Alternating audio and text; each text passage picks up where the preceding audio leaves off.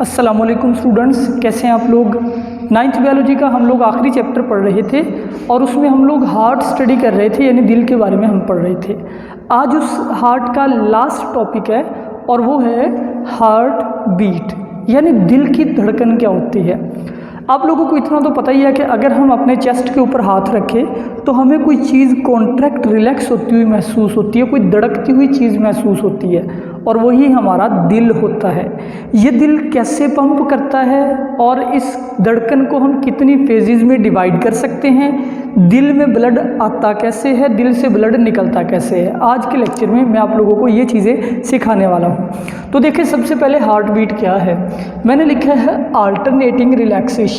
Alternate का मतलब होता है बार बार, रिलैक्सेशन का मतलब होता है हमारे दिल का यूं फैल जाना, यानी हमारा दिल पहले फैलता है, दिल में ब्लड भर जाता है। याद रखें कि हमारा दिल कॉन्ट्रैक्ट भी करता है, रिलैक्स भी करता है। जब दिल रिलैक्स करेगा तब ब्लड फिल करेगा, दिल में आ जाएगा। जब दिल सिकुड़ेगा यानी कॉन्ट्रैक्ट करेगा तो वो ब्लड नालियों में चला जाएगा। सिंपल सा रूल है, दिल फैलेगा तो ब्लड अंदर आएगा, कॉन्ट्रैक्ट होगा तो ब्लड नालियों में चला जाएगा। ठीक है, जैसे कोई आपके पास सोफ़ा हो, कोई स्पंज हो, उसको आप कॉन्ट्रैक्ट करें, उसके अंदर से फ्लूइड निकल जाता है। उसको आप रिलैक्स करें यानी कि छोड़ दे, वो अपनी जगह पे आ जाए तो उसमें फ्लूइड दोबारा भर जाएगा। हमारा दिल बिल्कुल ऐसे ही है। अब alternating relaxation and contraction. Alternating mean बार बार, जो हमारा दिल बार बार रिलैक्स एंड कॉन्ट्रैक्ट हो रहा है of heart chamber make up cardiac cycle, उसको एक कार्डिक साइकिल कहते हैं। यानी एक बार जब हमारे दिल ने कॉन्ट्रैक्ट किया, रिलैक्स किया, एक हार्ट बीट पूरी हो गई, एक कार्डिक साइकिल पूरा हो गया। One complete cardiac cycle makes one heart beat. हमारा एक पूरा कंप्लीट कार्डिक साइकिल एक हार्ट बीट बनाता है। सिंपल सी बात है, मैं आपको समझाता हूँ। यहाँ पे ये मैंने फेजेस भी लिखी हुई है कि हमारे अंदर जो दिल की धड़कन है ना, ये इतनी सिंपल नहीं है। आमतौर पे हम समझते हैं कि दिल की धड़कन यही है कि दिल कॉन्ट्रैक्ट हो गया, दिल रिलैक्स हो गया, बस। लेकिन कभी आपने स्टेथोस्कोप यूज़ किया है, वो जो डॉक्टर कानों में लगाते हैं फिर आपके चेस्ट पे लगा के चेक करते हैं। किसी की चेस्ट पे आप स्टेथोस्कोप लगाएं, वो जो डॉक्टर कानों में लगाते हैं, तो आपको 2 साउंड सुनाई देंगे, एक साउंड नहीं होगा। और हाथ रख के सीने के ऊपर आपको 2-3 धड़कनें सुनाई देंगी, एक धड़कन नहीं होगी।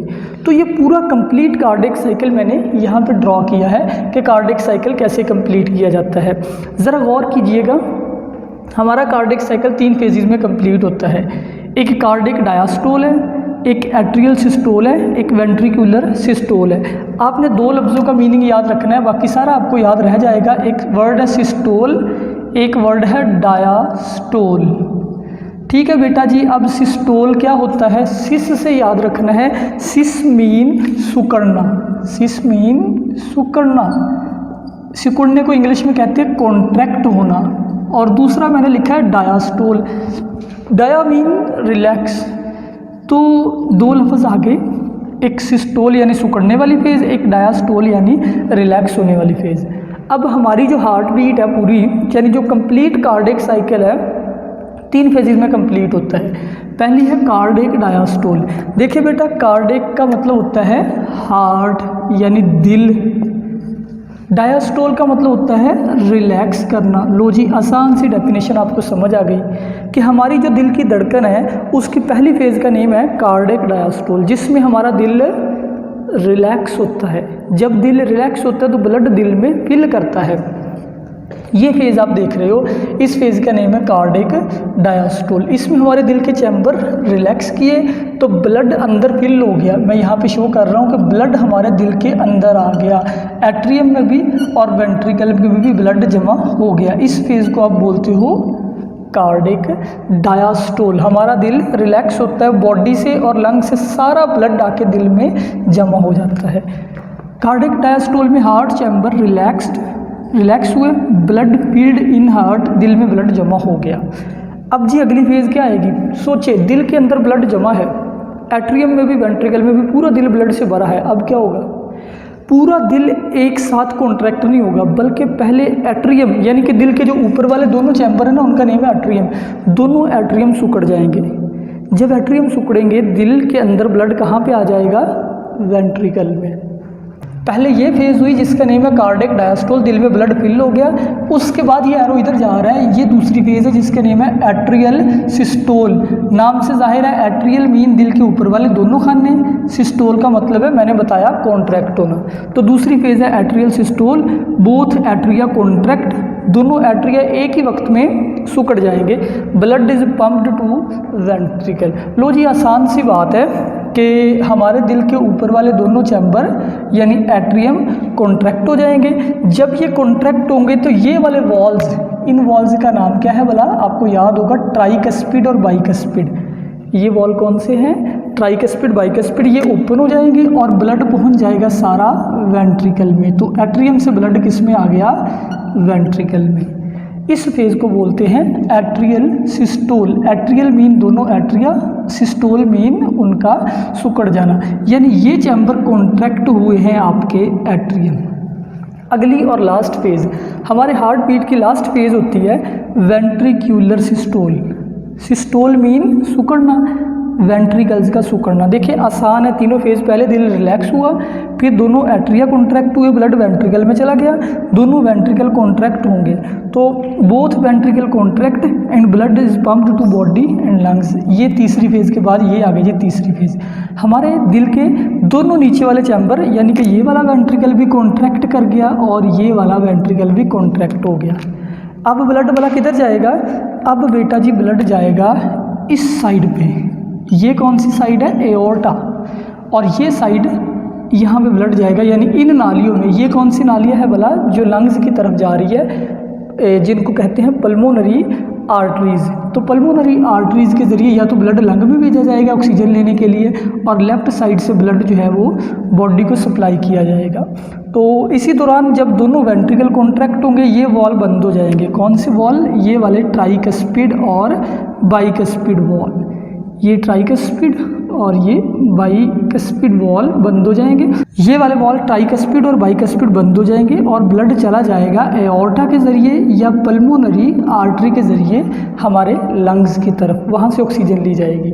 अब ये है जी एक कार्डियक साइकिल, या इसको हार्ट बीट भी कहते हैं। इसमें 3 फेजेज आ गई, दिल का रिलैक्स होना कार्डियक डायस्टोल, एट्रिया का कॉन्ट्रैक्ट होना एट्रियल सिस्टोल, वेंट्रिकल का कॉन्ट्रैक्ट होना वेंट्रिकुलर सिस्टोल। मैंने टाइम भी लिखा है कि इस फेज़ में सबसे ज़्यादा टाइम लगता है दिल के रिलैक्स होने में। कितना टाइम, 0.4 सेकेंड। एट्रियल सिस्टोल बिल्कुल थोड़ा सा टाइम लेता है, 0.1 सेकेंड, और वेंट्रिकुलर सिस्टोल 0.3 सेकेंड। तो टोटल एक हार्ट बीट में कितना टाइम लगता है, ज़रा काउंट कर लीजिए। 0.4 सेकेंड लगे इसमें कार्डियक डायस्टोल में, और एट्रियल सिस्टोल में 0.1 प्लस 0.1 प्लस 0.3। तो एक हार्ट बीट के लिए सिर्फ 0.8 सेकेंड लगता है, यानी 1 सेकेंड से भी कम वक्त में हमारी एक हार्ट बीट पूरी हो जाती है। एक हार्ट बीट पूरी होने के बाद दूसरी हार्ट बीट भी सेम इसी तरह से कंप्लीट की जाती है। एक बात और, जब हम स्टेथोस्कोप लगाते हैं किसी के दिल के ऊपर रख के, हमें लब और डब का साउंड सुनाई देता है। वो लब डब साउंड दरअसल क्या है, दरअसल जब हमारे दिल के, जब कार्डियक डायस्टोल की फेज़ आती है, कौन सी फेज़ है, कार्डियक डायस्टोल। कार्डियक डायस्टोल में दिल के अंदर ब्लड भरा जाता है, उस वक़्त ये वॉल बंद होते हैं, ये वाले वॉल। ये वाला कौन से वॉल है, आपको याद है ये वॉल कौन से हैं, ये है सेमिल्यूनर वॉल। जब दिल कॉन्ट्रैक्ट होता है तो एओर्टा वाला वॉल और पल्मोनरी आर्टरी वाला वॉल बंद हो जाता है ताकि दिल में ब्लड फिल हो। इन वॉल्स के बंद होने की वजह से एकदम जब ये यूं करके बंद होते हैं ना, तो इनसे एक साउंड आता है, उस साउंड को कहते हैं लब। और जब दोनों वेंट्रिकल कॉन्ट्रैक्ट होते हैं उस वक्त ये वॉल बंद हो जाते हैं, ट्राइकस्पिड बाइकस्पिड, ताकि दिल से ब्लड, ताकि वेंट्रिकल से ब्लड ऊपर एट्रिया में ना चला जाए। तो दोनों वॉल्स के बंद होने से एक साउंड पैदा होता है। यहाँ पे सेमिल्यूनर वॉल जब बंद होंगे लब साउंड आएगा, जब ट्राइकस्पिड बाइकस्पिड बंद होंगे डब साउंड आएगा। तो लब डब ये आवाज़ हमें सुनाई देती है स्टेथोस्कोप में। तो ये टॉपिक पूरा हुआ। इसके बाद एक छोटा सा टॉपिक है हार्ट रेट, बड़ा आसान है। रेट कहते हैं रफ्तार को, किसी के दिल की रफ्तार कितनी है, कितनी बार धड़क रहा है। डेफिनेशन ये होगी, number of time heart beats per minute, कि 1 मिनट में जितनी बार दिल बीट करे उसको कहते हैं किसी बंदे का हार्ट रेट। मिसाल के तौर पे मेरा दिल अगर 1 मिनट में 60 दफ़ा बीट करे तो इट मीन्स मेरा हार्ट रेट कितना है 60 टाइम। आपका दिल अगर 70 टाइम बीट करे तो 70 बीट्स पर मिनट आपका हार्ट रेट है। मैन के अंदर एवरेज कितना होता है, मैन के अंदर 70 बीट्स पर मिनट, यानी 1 मिनट में 70 बीट्स कंप्लीट होती है।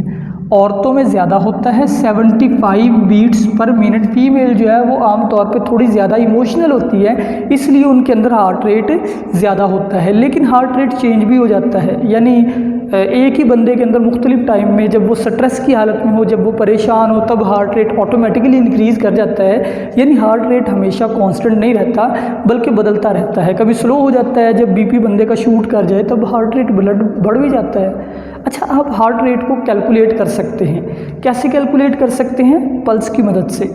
पल्स को उर्दू में कहते हैं नब्ज़।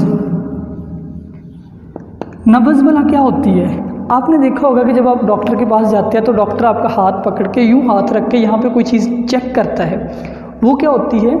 पल्स। पल्स को नब्ज़ कहते हैं उर्दू में। अच्छा, नब्ज़ क्या है? Rhythmic contraction and relaxation of artery. Rhythmic का मतलब होता है बार बार, कॉन्ट्रैक्शन मतलब सिकुड़ना, रिलैक्स मतलब फैलना, एक आर्टरी का बार बार सिकुड़ना और फैलना। As blood is forced through it, जब इसमें ब्लड को फोर्स किया जाता है, यानी जब हमारे वेंट्रिकल सिकुड़ते हैं ना, एकदम हमारी इस आर्टरी में ब्लड आता है और ये आर्टरी फैल जाती है। जब दिल रिलैक्स करता है, इसमें ब्लड का दबाव कम हो जाता है और ये वापस सिकुड़ जाती है। तो इसलिए नाली के अंदर जैसे ही ब्लड आएगा वो रिलैक्स होगी और बाद में दोबारा सिकुड़ जाएगी।